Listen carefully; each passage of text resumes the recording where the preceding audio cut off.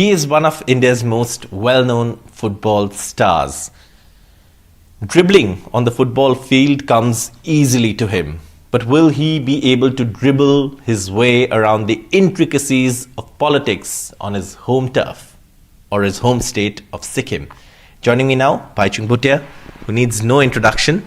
Sir, the first question is that your political plunge has been watched by a lot of people, and you recently merged your party with the SDF. How did that decision come about, and what is the future of the SDF and the opposition in Sikkim? See, I think Hamro Sikkim party, we started in 2018 towards the end, and we had only 6-7 months to fight election in 2019. And it was completely a new party. And the reason also why we started Hamro Sikkim was to give a new political party, a party for the youth, and also a clean political party, which is the people who started with me were all clean with no political baggage. And corruption obviously was one of the biggest issue in Sikkim. Apart from that, there were political, social and economical rights we have when we merged into India. So those were our things which we wanted to start, and we started it. But yes, in a place like Sikkim, a small population where we had only 3.5 lakh voters in 2019, it was very difficult when there are already two set regional parties been there for 15, 40 years, 30 years. So for a new party to come in and give a third front was a big challenge, and we saw that in 2019 vote share. And we were opposition 2019 against Chamling, sir, because he had SDF was ruling for 25 years. He was longest CM, and we wanted to give a new alternative, a new political party, and also bring in a parivartan. And we supported the current government which is in power, the SKM. And there were a lot of things which we liked about SKM before they came to power. But as soon as they came to power, things completely changed. First of all, when SKM fought the election, the current Chief Minister, Mr Golay, was not allowed to fight because he had just served a 1-year jail sentence on corruption charges. And he had come out and he was not fighting, and he did not fight the General State Assembly election 2019. So we were looking for somebody good, fresh and clean leader to come and lead the state, and that's why we supported SKM. We were in alliance with them, and we won the election. We brought down the SDF government. But as soon as the government was formed, the results were declared.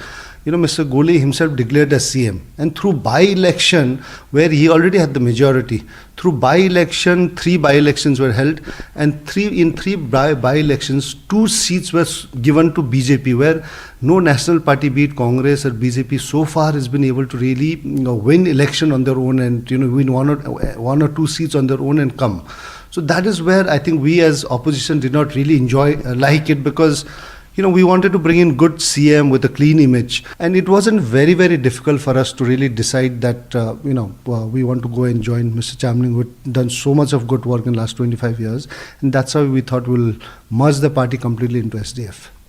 So now, obviously, we've seen regional parties. You mentioned national parties and regional parties. We've seen regional parties, really show their strength in places like Mizoram.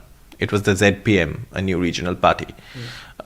Or even in other places, regional parties have been able to take on, especially in the northeastern states, and win elections. Yours, again, there is always strong personalities. Mr. Chamling is a very strong political personality. You are a very big personality, not just in Sikkim, but across the country.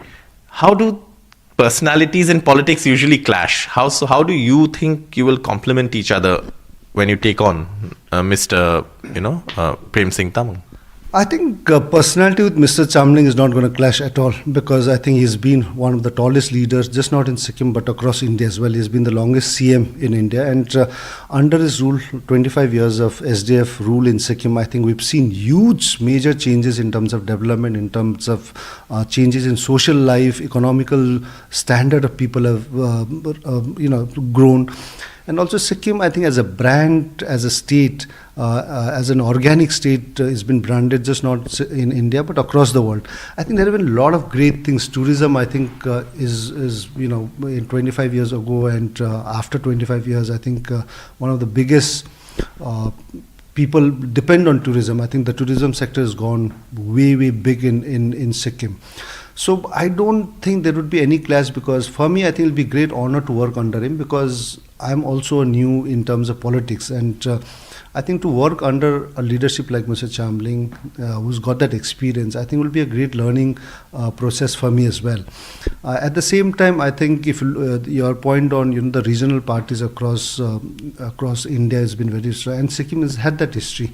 I think from the time 1975 is merged, I think just the first 5 years or 3 years, even that was also regional thing, but it's always been a regional centric state, and no national political parties in the last 40 years have been able to come into Sikkim and form the government. So I think Sikkim is completely a regional political state, and I think it's going to stay that for many, many years.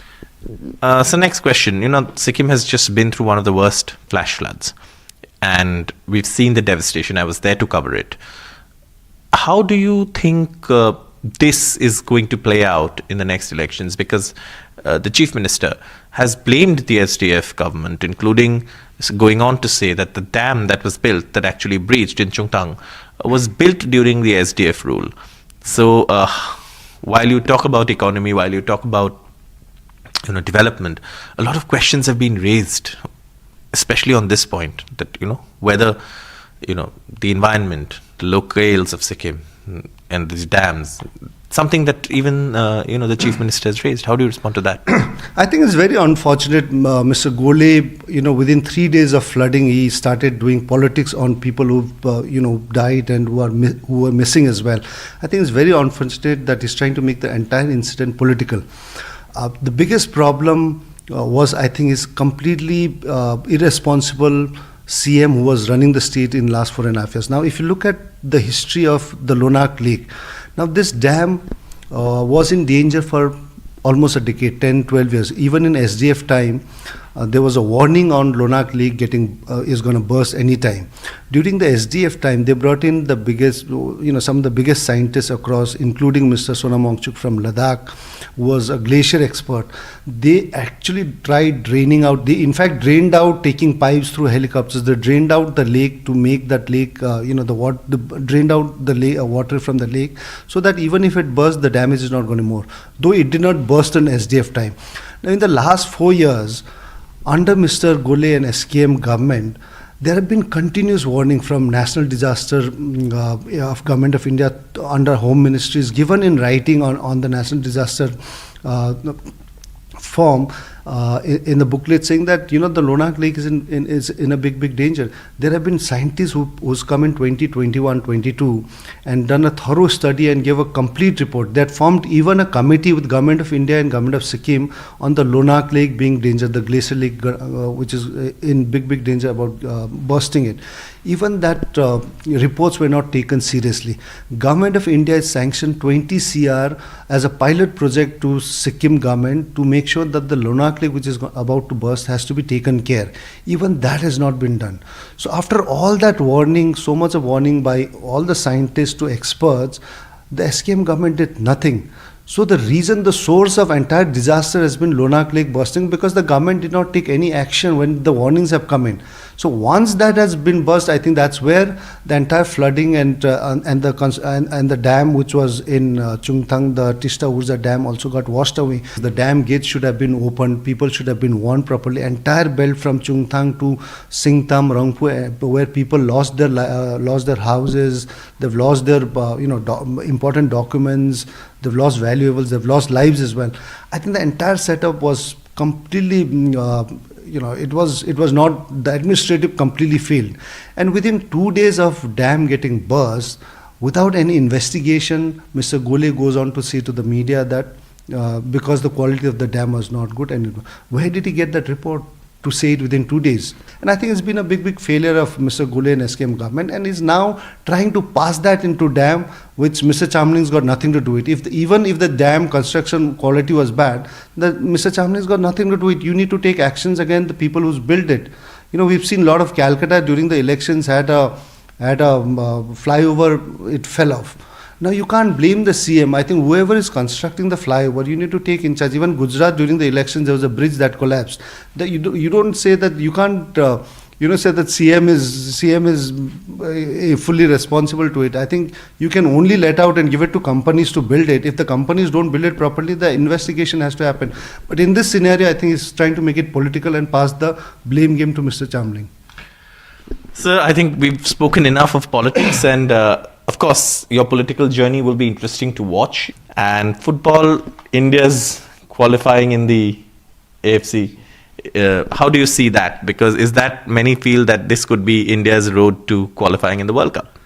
I think Asia Cup is the biggest test for Indian players in Indian football because World Cup is the biggest tournament for any Indian footballer to play, and second biggest tournament for any Indian footballer to play is Asia Cup, because these are the two tournaments the biggest names of Asian football comes and play in this tournament.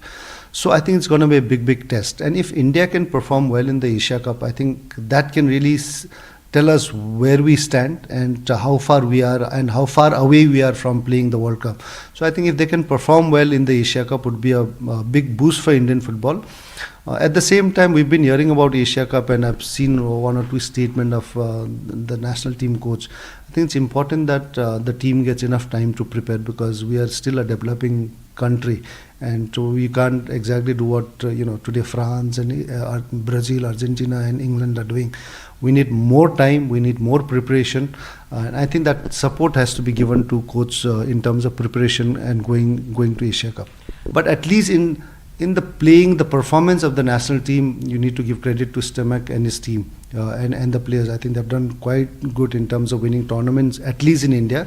Outside India, the team has struggled a bit in terms of winning matches and winning tournament. We had 3 major tournaments in India which they played and they won it. But technically, I think the team has performed. But that has got nothing to do with the way they've been running, because it's the technical committee that reappointed Mr. Stamak and gave him opportunity to continue till Asia Cup. And when you give coach a longer period of time, I think that's where the results are, will come. And sir, I think when it comes to football, one of the things is that, India's, I think people say we lack strikers, because a lot of our domestic football, we have, strikers from other countries who come and play in the forward positions. Is that something that you agree with? Yes, I think, we completely rely on Sunil Chhetri for the national team to score goals, and he's not getting younger, and this could be his last Asia Cup as well. And after Sunil, we need somebody to be, in his position to deliver and score goals, consistently. We've had good players right now as well, but the other way, if you look at it, I think overall the team is playing as a team. I think a lot of, if you look at our generation and maybe before that, there were 2-3 players, people relied on. And it wasn't a complete team game, and you had to really rely on individual brilliance to do that. But right now, current Indian team, when I've been seeing and following their performance, I think it's been a complete team effort. Yes, you need players like Sunil, one outstanding player, to really, take out and win matches in a difficult circumstances. But I don't really see somebody scoring consistently over a period of time like what Sunil has done, and that is one of the biggest challenge. But overall, I think as a team, I would say I think they're playing much better. They're still relying on Sunil to score, but you'll have to have some strikers coming and scoring goals consistently. Thank you so much, sir, for speaking to NDTV. We wish you all the best in your political journey, and also your thoughts on football. Thank you so much for giving us time. Thank you.